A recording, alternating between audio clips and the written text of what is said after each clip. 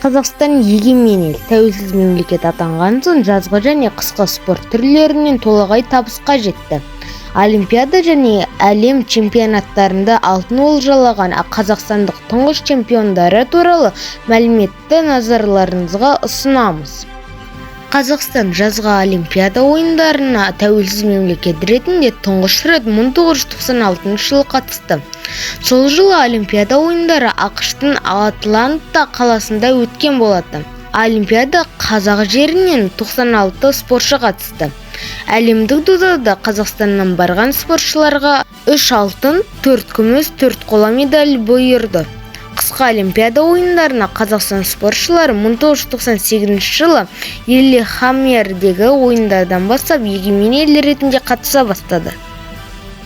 Болат Жұмаділов, бокстан Қазақстаннан шыққан тұңғыш әлем чемпионы. Бахтияр Бейсеитов, грек-рим күресінен Қазақтан шыққан тұңғыш әлем чемпионы.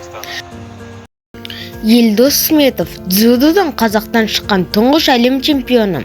2015 жыл Астана, 2016 жылы Рио-де-Жанейрода өткен Олимпиада ойындарының күміс жүлдегері. 2020 жылғы Токио Олимпиадасын қола медальді жеңіп алды. Ал 2024 Олимпиадада ол алтын медальді жеңіп алған.